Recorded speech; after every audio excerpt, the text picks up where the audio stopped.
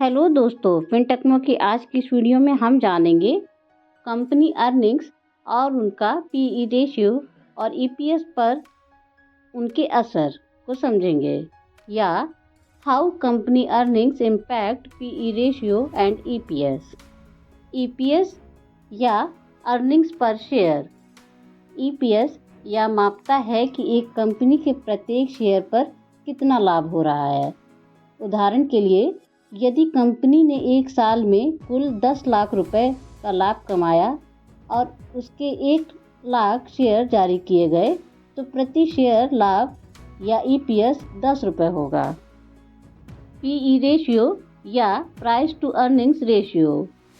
PE ratio यह मापता है कि निवेशक एक कंपनी के शेयर के लिए कितनी कीमत चुका रहे हैं, उसकी प्रति शेयर कमाई या ईपीएस के मुकाबले।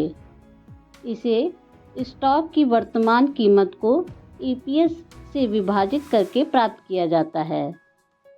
पीई रेशियो का सूत्र या formula for PE ratio. PE ratio बराबर शेयर की कीमत बटे ईपीएस, या PE ratio equal to price of the share upon earnings per share.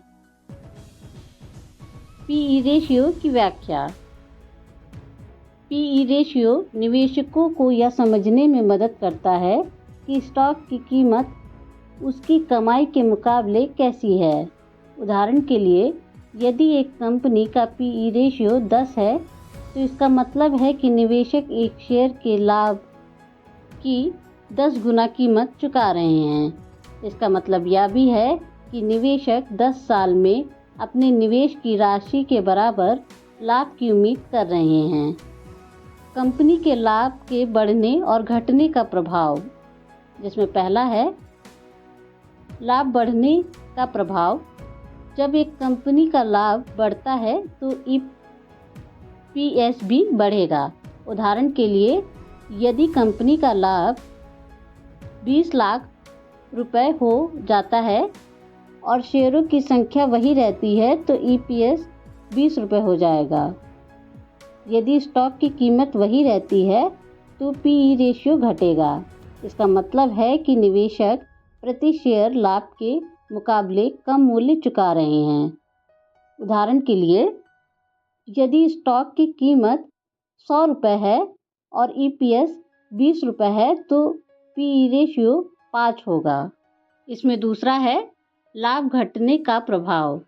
जब एक कंपनी का लाभ घटता है तो ईपीएस भी घटेगा।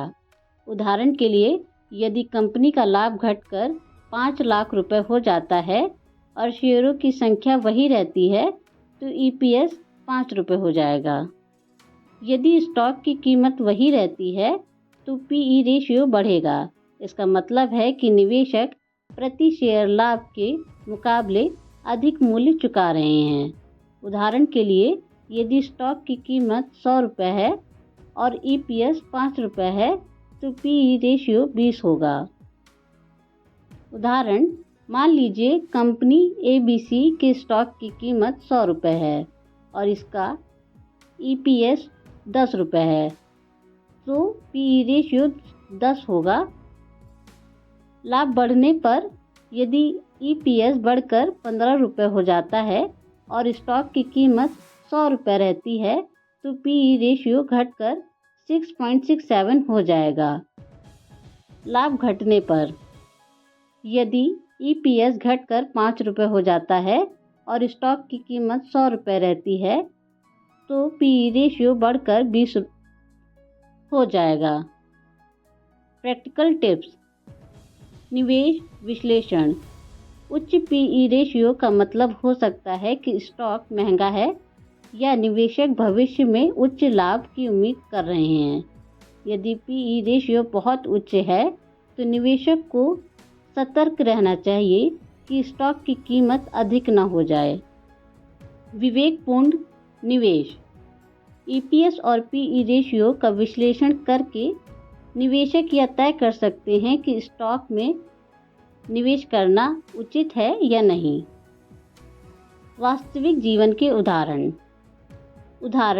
यदि कंपनी एक्स का EPS बढ़ता है और PE रेशियो घटता है तो इसका मतलब हो सकता है कि कंपनी के प्रदर्शन में सुधार हो रहा है और निवेशक स्टॉक को अधिक सस्ते में खरीद सकते हैं। इसके विपरीत यदि EPS घटता है और PE रेशियो बढ़ता है तो निवेशकों को स्टॉक के महंगा होने की संभावना हो सकती है।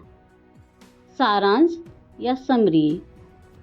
EPS में वृद्धि से PE रेशियो घटता है क्योंकि प्रति शेयर लाभ बढ़ता है और स्टॉक का मूल्यांकन कम होता है।